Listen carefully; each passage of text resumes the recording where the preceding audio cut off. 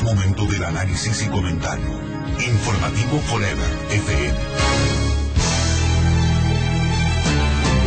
Muy buenos días, estamos en Radio Forever 92.5, son las 7 de la mañana 34 minutos, iniciando como cada día este segmento de análisis, decimos siempre a manera de editorial, para exponer los temas que Ecuador requiere discutir, analizarlos con altura, debatirlos. He recibido la copia de la carta que se le dirige al arquitecto Fernando Cordero, presidente de la Asamblea Nacional, por parte de la Relatoría Especial para la Libertad de Expresión de la Comisión Interamericana de Derechos Humanos. Los expertos en libertad de expresión han encontrado 12 observaciones al borrador del proyecto de ley. Y no son observaciones que les nace de una forma caprichosa o de alguna manera sesgada o de mala intención, como podría de pronto también interpretarse, sino fundamentada como debe ser, fundamentada en todos los tratados internacionales de los derechos humanos. Y sobre todo, nos alegramos de que ellos hayan tenido la oportunidad de dedicarle el tiempo suficiente al borrador de este proyecto de ley que se discute en el Ecuador, para encontrarle algunos detalles que de pronto quienes no somos expertos en la redacción de leyes y que de pronto no logramos relacionarlo con algunas normativas de las cuales Ecuador ha firmado, se ha comprometido para ser su suscriptor precisamente y luego respetarlos. Y es más, no solo que queden claro por el derecho a la protección de los medios de comunicación como libertad de expresión, sino de protección a la ciudadanía.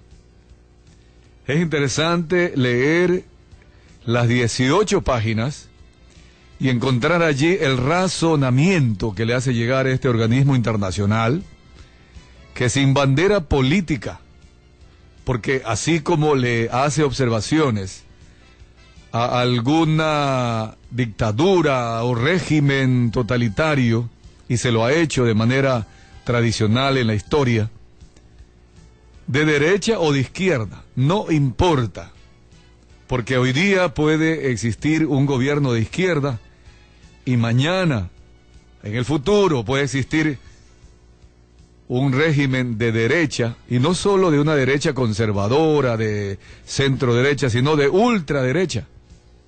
Por lo tanto, la libertad de expresión de los pueblos no puede tener límites por ideologías.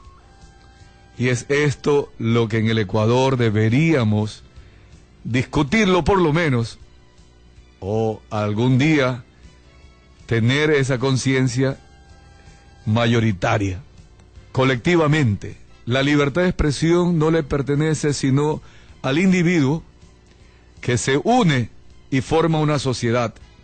Por lo tanto, con las limitaciones de la sociedad, el individuo puede expresarse, puede tener un pensamiento libre. La libertad no puede ser renunciada por ningún aspecto. Hay dos temas, por ejemplo, que en este momento está viviendo la información. La una es en Venezuela y la otra aquí en Ecuador. En Venezuela, el diario El Nacional publicó fotografías de una morgue en donde lastimosamente están acumulados una serie o un grupo de cadáveres. El Nacional explica que se vio obligado a publicar esta fotografía para denunciar la cantidad de crímenes que se están dando en la ciudad de Caracas y en general en Venezuela, con el ánimo de que la sociedad reaccione y exija al presidente Hugo Chávez, al gobierno de Hugo Chávez, que le tome asunto al tema de la violencia. En todo caso, más allá de buscar las causas, un medio de comunicación terminará concluyendo que es un tema nacional que debe ser resuelto por todos los sectores de Venezuela y no soslayarlo, no tapar los ojos y los oídos ante la realidad. Puede ser discutible. Yo en lo personal considero que una fotografía de esas, demasiado dramática, donde se exhiben cadáveres sin ninguna protección, amontonados, es cierto, pero pudo haberse dado de otra manera la información. En esto hay una discusión desde que la humanidad es humanidad, desde la época de los filósofos, en Grecia, antes inclusive, 200, 300 años de la era cristiana. Se decía que era necesaria la denuncia de la violencia por catarsis, para que desde allí la sociedad se lave, se limpie de la violencia. Desde la época, repito, de los griegos, 200 y 300 años antes de la era cristiana. Pero hay otros filósofos, expertos, sociólogos, psicólogos, que dicen que ese tipo de publicaciones puede afectar, así sea, al 1 al 2% de los ciudadanos, a los niños, a los adolescentes, jóvenes, todavía con criterio no formado, que puedan ver esa fotografía. Creo que la humanidad terminará y no llegaremos a un consenso, dices, si se puede o no publicar ese tipo de fotografías o dar ese tipo de información para que la sociedad se limpie, se lave de la violencia a través de esta catarsis, al enfrentarse a realidades y a someter a la conciencia a una especie de sacudón para que digan, señores, tenemos que hacer algo para que la violencia no impere allá en Venezuela, según el editorial del diario El Nacional. Tema de los venezolanos, tendrán que resolverlo.